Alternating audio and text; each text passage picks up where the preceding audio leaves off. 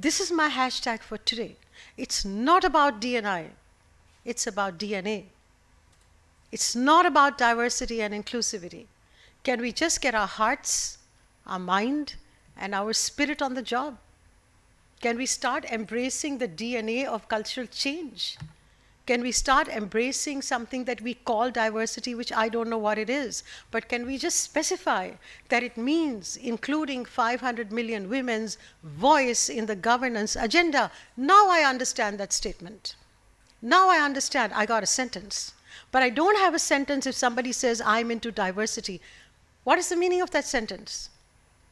So my sentence is that it's not about D&I, it's about DNA. We must change the cultural composition of companies to give voice to the women so that they have the power to change the nation. Everybody needs change. The status quo is not acceptable. And then my next hashtag is, it's not about nurturing women, it's about advancing women. Can we stop all these women-friendly policies and, making the women happy? Because happy people are satisfied. You can disagree with me, but the fact is that if they're happy, they're also satisfied, they're also safe, and they're also invisible. That's the status of women in India today, in corporate India. So can you stop saying I'm trying to escalate the dialogue here. This conference is not about keeping the women happy. It's not about nurturing women. The last slide on your presentation is missing. The last slide is called advancement of women.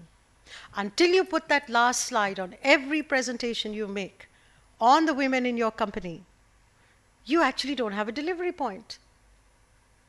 You're on this so-called thing, journey, so-called journey. Where is your end point? What is your goal? What is your target?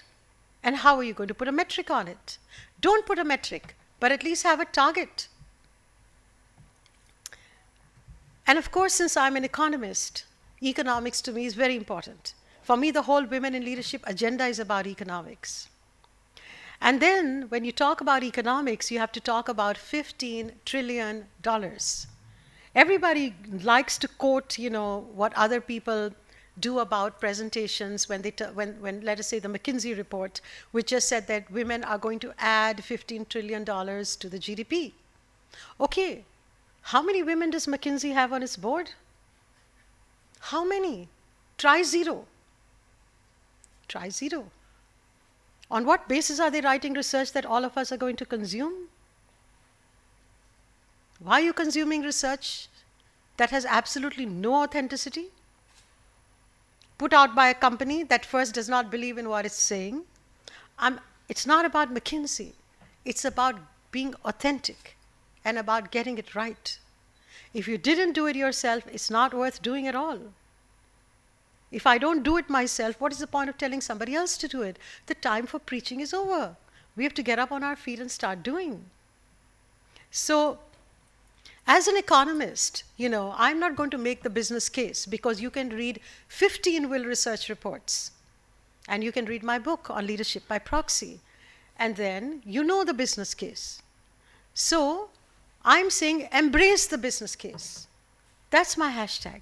Don't tell us about the business case. Could you please embrace the business case? I do not see any company embracing the business case. Maybe a few.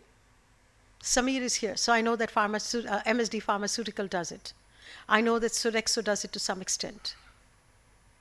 But that's about all. I can maybe go two, three more companies, but that's about all. They are not embracing the business case because they just don't get it. They don't get it that women equal cash, they equal profits, they equal wealth creation, they equal value creation. So, I think we have to, the business case is there, and I'm giving you a good example of not embracing the business case. And so when we escalate the dialogue, today we are going to deal with, and I got it right up here, it's called the Will Gender Quotient Index. We have to keep on, when we say escalate the dialogue, it doesn't mean that I'm going to put up the volume and the decibels of what I'm saying. It means I'm going to give you more material with which you can work. So that when you go to a company and the company says, we're working for women, you say, okay, what is your gender quotient index? So that we can help you bring it up or bring it down or whatever. When you understand ratios, only then you'll know what to do with it. Till then, you don't know what to do with it. So, we will introduce the gender quotient index, which is actually chapter 9 of my book. So it's not like I'm giving you something I do not know. This is tried, this is tested. And we also have this as an important part of our benchmarking process.